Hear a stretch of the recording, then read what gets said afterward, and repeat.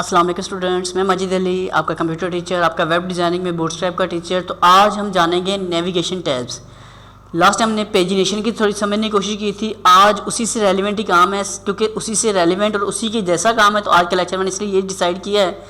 आज के लेक्चर में क्या हो रहा है, ये आ रहा है आपके पास मेन्यू बने हुए टैब दे, इसलिए मैं थोड़ा जूम किया हुआ है, जूम आउट करके दिखा देता हूँ कि ये 100% इस तरह बनेगा।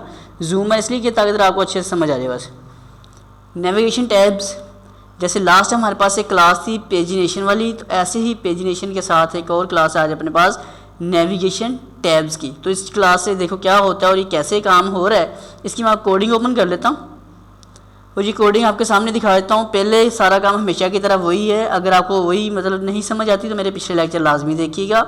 अगर समझ आती है, रेगुलर स्टूडेंट्स हैं, तो प्लीज़ इसको आगे आज कंटिन्यू करें। लास्ट लेक्चर मैंने आपको ये क्लास और यूएल सारा कुछ ऐसे लिखा था, बस 1 2 3 था। आज मैंने वेन्यू 1 2 3 4 5 लिख दिया है और कुछ भी चेंज नहीं है। और ऊपर यहाँ पर एक क्लास थी अपने पास, कौन सी, उस क्लास का नाम था पेजिनेशन। और आज की जो क्लास है उसका नेम है जी, मैं यहाँ लिख देता हूँ नेव, के नेविगेशन वाली क्लास है। अब जैसे ही मैंने NAV नेव किया तो देखो मेन्यू आपका क्या बना, इस तरह बन के आ चुका है। अगर सिर्फ आप नेविगेशन के उसको नेव लिख देते हो तो क्लास आपकी इस तरह बन जाएगी, मतलब कि वर्टिकल आपका एक मेन्यू टाइप चीज़ बननी शुरू हो जाएगी, लेकिन वो पूरी स्क्रीन को कवर कर रही होती है। ये देखो, ये कुछ ये मेन्यू बना।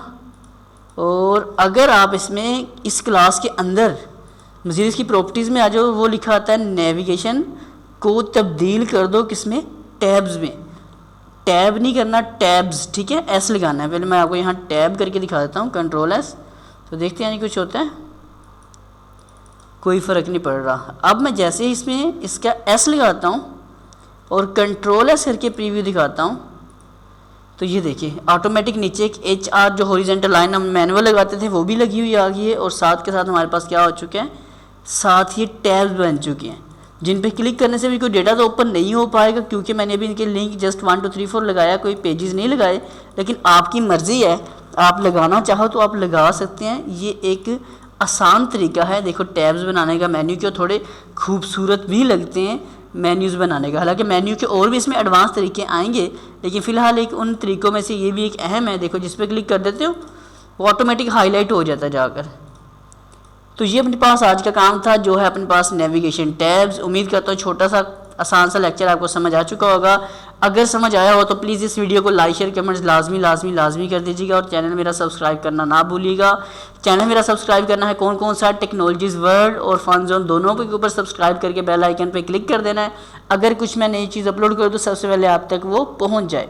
तो मैं माजिद अली फिर मुलाकात करता हूँ आपके साथ एक नेक्स्ट वीडियो में। तब तक के लिए दे मुझे इजाज़त। आप सब लोगों को मेरी तरफ से अल्लाह हाफिज़, बाय बाय।